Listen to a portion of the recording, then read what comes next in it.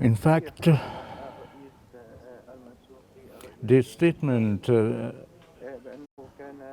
presidency of Syria that the President Bashar al-Assad that he had to flee to Russia. He was saying that he was going to fight what he considered the insurgents and supported by Russia. And I think that this could constitute a negative message to justify what happened, as the former Syrian President Bashar al-Assad relied on the foreign support from Russia and Iran in confronting the opposition factions, and never resorted to taking the advantage of the previous opportunities relating to sitting and the political dialogue with the opposition and working on the political reform. But he better the foreign powers, Iran and Russia, to support him to resume in power. And when the Russian forces and the Iranians abandoned him, and the withdrawal of the Syrian army, he couldn't have held it before the advancement of the opposition and fled. And I think this message is trying to justify the fleet. But I think that the content of the message and justifying is condemning Bashar al-Assad and reflected that the Syrian army abandoned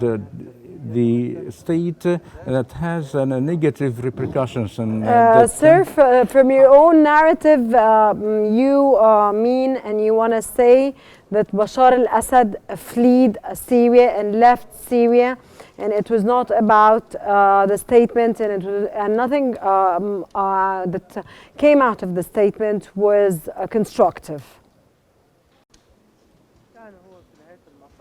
Ultimately, I try to say he wouldn't have to flee or to request the right of refugees, but he said that the withdrawal of the Syrian army and not to confront the abandonment of Russian and Iranian that led him to flee. And this justification, I think that he won't convince the Syrian who took to the street celebrating his fleet, but this fleet and withdrawal had left negative repercussions that led to that the occupied Israeli forces exploited the situation, as well as the withdrawal of the Syrian army to advance and to occupy the Golan Heights, and also that has also another repercussions to destroy the military. Okay, definitely, army. Sir. And how is the ICRC addressing serious infrastructural challenges and the humanitarian needs of displaced civilians at this point, sir?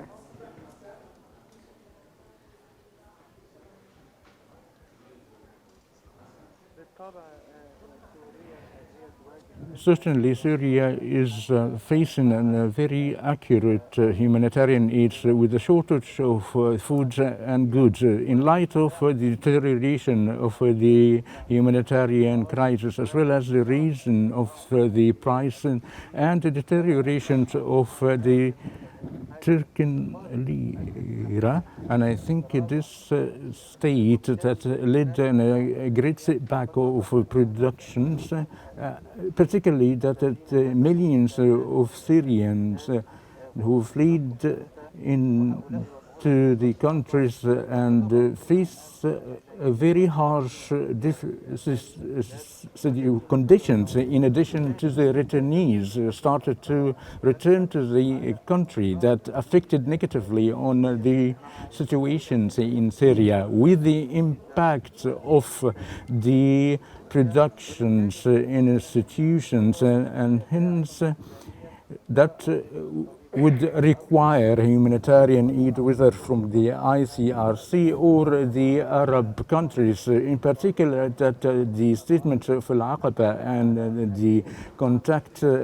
committee affirmed the importance of supporting Syria in light of the great challenges, the suffering, the deterioration of life economically,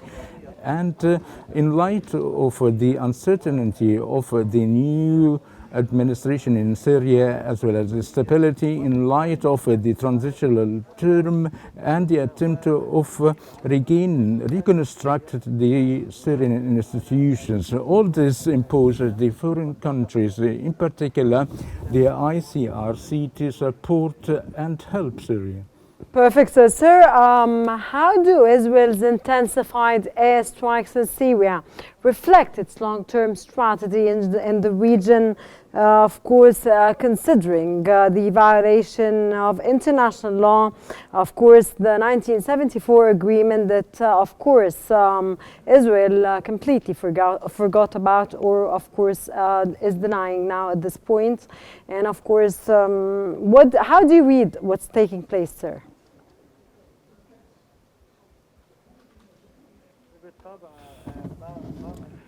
Certainly, what made by the occupying, what did Israel to occupy the Golan Heights and the incursion within Syria and beyond, to distance of 25 kilometers that been close to the Damascus government, that reflected the hostilities made by the Israelis and the violations of the international law, as well as the Disengagement Agreement in 1974, and thoroughly justify the withdrawal of the Syrian forces means that the collapse of the agreement, which does not justify what they are doing, as the fall of the regime does not mean the fall of the state or the international agreement. That's why it violates the international agreement and destroy the military forces. As we talk, the airstrikes and raids to the military sites would pose a threat to the future of Syria and the threat to the stability in the region. Therefore, Egypt, along with the Arab nations, condemned this occupation and against the sovereignty in Syria and demanded Israel to halt their aggression, and also rejected the latest Israeli step to double the settlers and the establishment in the settlement in the Golan Heights. All these attempts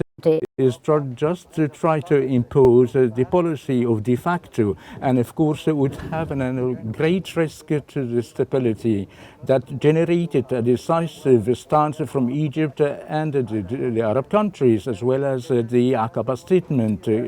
and as well as the European countries. Germany stated that they never recognized the annexation of Golan,